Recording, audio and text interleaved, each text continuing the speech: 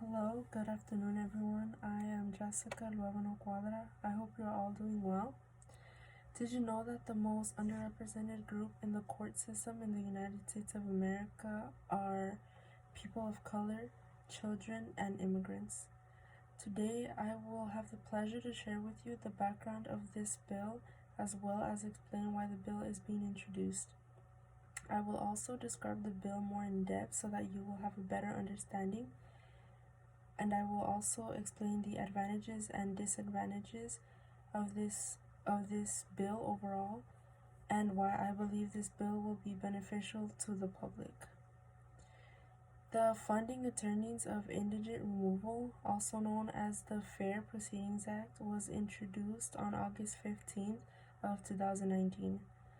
This is a bill dedicated to providing access to counsel for children and other vulnerable populations.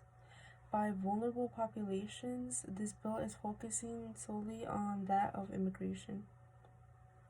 According to Representative of Virginia Donald McEachin, this bill is being introduced because of the lack of care and representation that these groups in particular face in our court systems today. According to this bill, the alien shall, at the beginning of the proceedings or as expeditiously as possible, automatically receive a complete copy of all relevant documents in the possession of the Department of Homeland Security, including all documents, law enforcement sensitive information, and information prohibited from disclosure pursuant of any other provision of law. It is stated by the American Immigration It is stated by the American Immigration Council that immigrants in immigration court do not have the right to government-appointed counsel.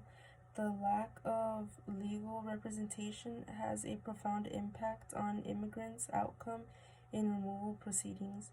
A bill such as the FAIR Act will not only allow for those in need to have access to proper counsel, but it will make the case backlog be reduced. According to the American Immigration Lawyers Association,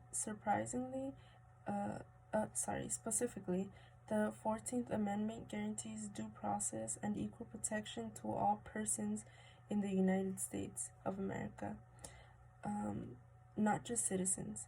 In immigration court, this means immigrants have the right for their cases to be presented and heard. Because the immigration court system is civil rather than criminal, immigrants have the right to retain counsel, but are not provided a lawyer free of charge if they cannot afford one.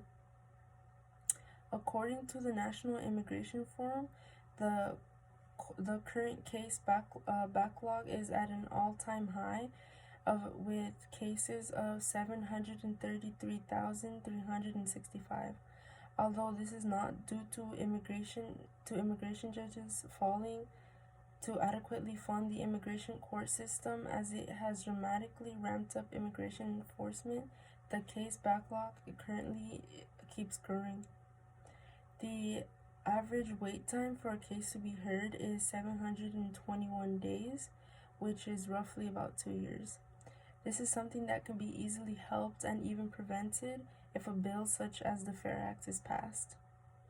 According to the World Economic Forum, some may say that immigration increases pressure on public services like health and education, and especially the court system.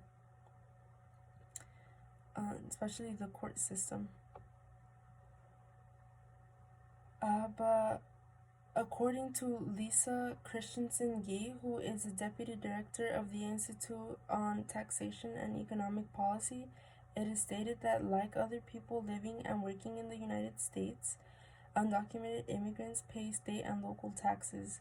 They pay sales and exercise taxes when they purchase goods and services, for example, utilities, clothing, and even gasoline.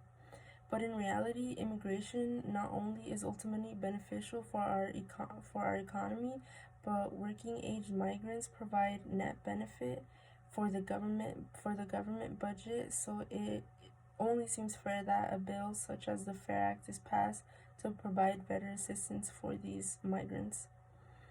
I believe that this bill is ultimately for the greater good of society and the public, as it will provide adequate assistance and representation to vulnerable groups such as immigration. Today I have shared with you the background of this bill as well as explain why the bill is being introduced. I also describe the bill more in depth so that you all have a better understanding. I also explain the advantages and disadvantages of this bill and overall why I believe this bill is beneficial to society. Thank you.